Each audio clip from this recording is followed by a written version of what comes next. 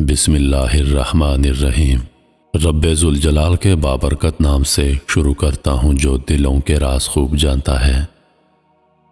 اے اللہ رحمت نازل فرما حضرت محمد صلی اللہ علیہ وآلہ وسلم اور ان کی آل پر۔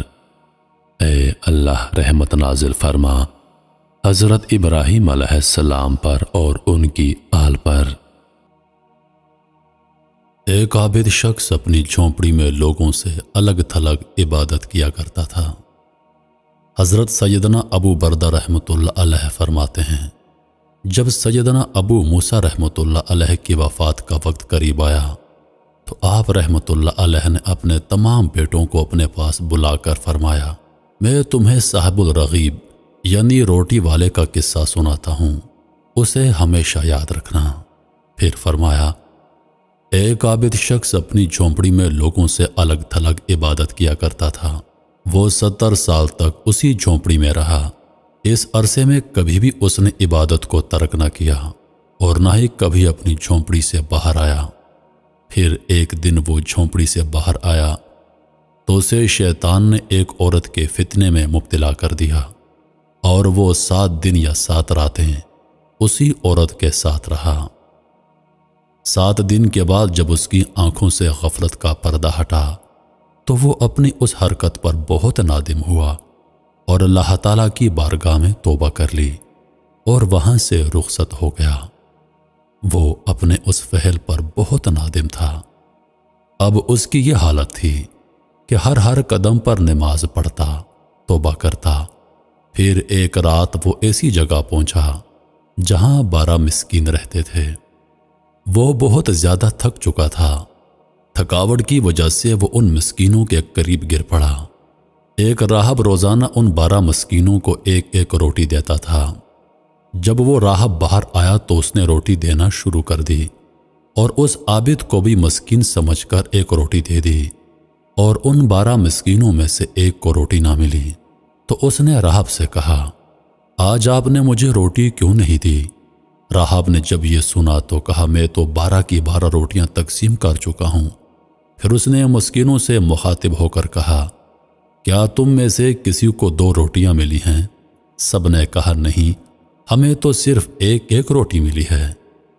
یہ سن کر راہب نے اس شخص سے کہا، شاید تم دوبارہ روٹی لینا چاہتے ہو، جاؤ، آج کے بعد تمہیں روٹی نہیں ملے گی۔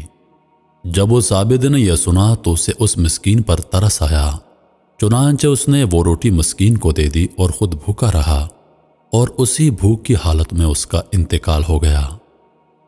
جب اس کی 70 سالہ عبادت اور غفلت میں گزری 7 راتوں کا وزن کیا گیا تو اللہ تعالیٰ کی نافرمانی میں گزاری 7 راتیں اس کی 70 سالہ عبادت پر غالب آ گئیں۔ پھر جب ان 7 راتوں کا موازنہ اس روٹی سے کیا گیا جو اس نے مسکین کو دی تھی، وہ روٹی ان راتوں پر غالب آ گئی اور اس کی مغفرت کر دی گئی۔ سیدنا ابن مسعود رضی اللہ عنہ سے یہی حکایت اس طرح مروی ہے کہ ایک عابد نے 70 سال تک اللہ عز و جل کی عبادت کی، پھر اس نے ایک فاحشہ عورت سے گناہ کیا، اللہ عز و جل نے اس کے تمام اعمال ضائع کر دیے۔ پھر جب اسے اپنے گناہ کا احساس ہو گیا تو وہ تائب ہو گیا۔ کچھ دنوں کے بعد اسے ایسی بیماری لاحق ہو گئی کہ وہ چلنے پھرنے سے معذور ہو گیا۔ ایک دن اس نے دیکھا کہ ایک شخص روٹیاں تقسیم کر رہا ہے۔ گرتے پڑتے یہ بھی وہاں پہنچا اور اس نے بھی ایک روٹی حاصل کر لی۔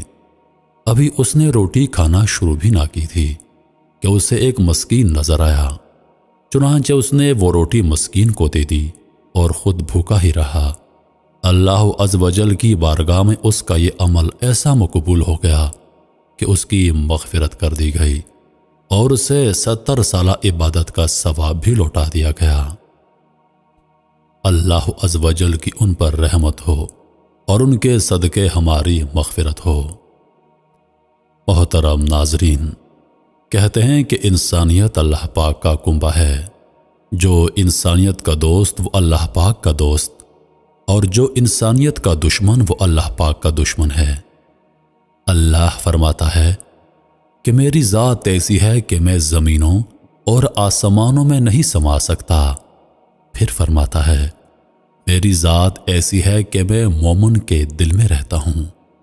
यानी अल्लाह पाक अपने बंदे से कितनी मोहब्बत करता है।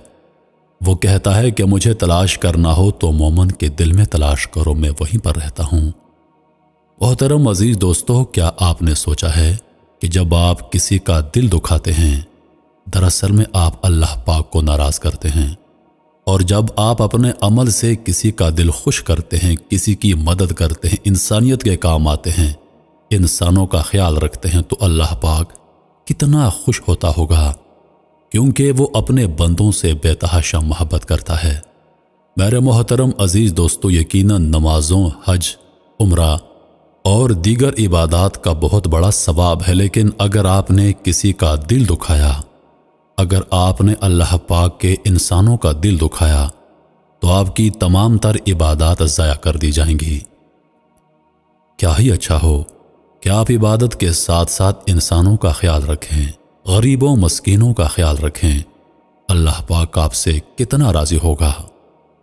इन्हीं लफ्ज़ों के साथ मैं इजाज़त चाहूँगा, इस उम्मीद के साथ कि सांसुने वफा की तो अगली बार एक और वीडियो लेकर आपकी खिदमत में हाजिर होऊंगा। तब तक के लिए खुदा हाफिज़।